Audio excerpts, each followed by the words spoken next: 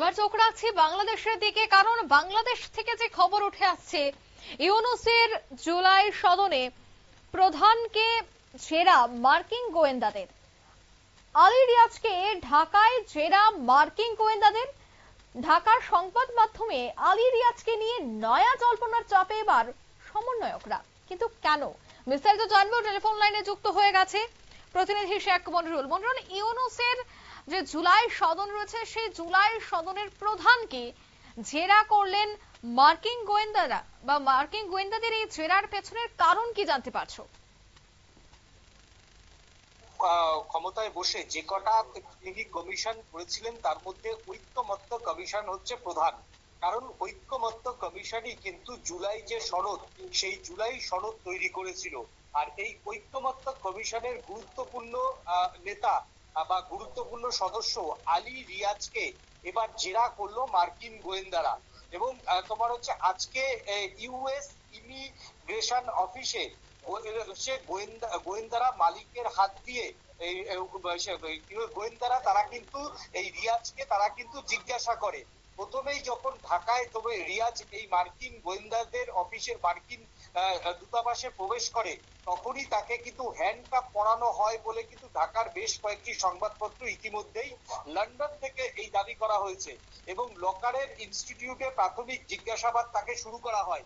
প্রায় 4 ঘন্টারও বেশি সময় ধরে রিয়াজকে বিভিন্ন প্রশ্নের উত্তর নেওয়া হয় এবং তার শরীরেও তল্লাশি করা হয় বলে কিন্তু অভিযোগ।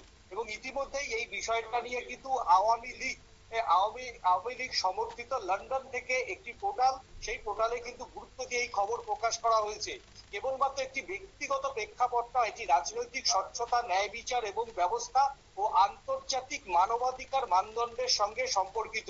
রিয়াজের বিরুদ্ধে অভিযোগ হাজার হাজার কোটি টাকা তিনি পাওনা মার্কিন নাগরিক এবং তিনি হচ্ছে মার্কিন নাগরিক। কিন্তু ইউনূসের সঙ্গে তার পরিচয় হয়েছিল মার্কিন মুলুকেই।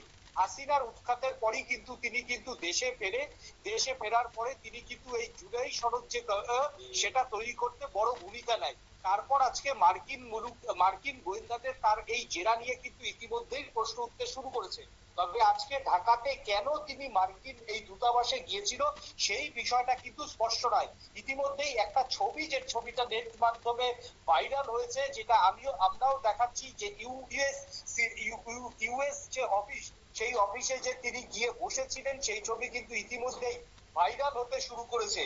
আরো একটা প্রশ্ন উঠছে, তাহলে এবার কি ধীরে ধীরে মার্কিন যুক্তরাষ্ট্র ইউনূসের উপরে যে হাত ছিল সেটা কি মার্কিন যুক্তরাষ্ট্র কোথাও একটা তুলে নিল?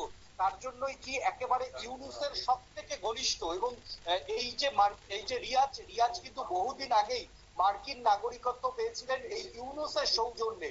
আর আজকে তারই একেবারে ঘনিষ্ঠকে যেভাবে জেরা করা হলো, তাতে কি মার্কিনিরা এবার ইউনূসের উপর থেকে আস্তে আস্তে হাত তুলে নিচ্ছে, না মার্কিনীদের বিভিন্ন বিষয় ইমপ্লিমেন্ট করার জন্য ঘুরিয়ে রিয়াজকে জেরা করে ইউনূসকে প্রেসারে ফেলতে চাইলো? এখন সেটাই হচ্ছে লাখ টাকার প্রশ্ন।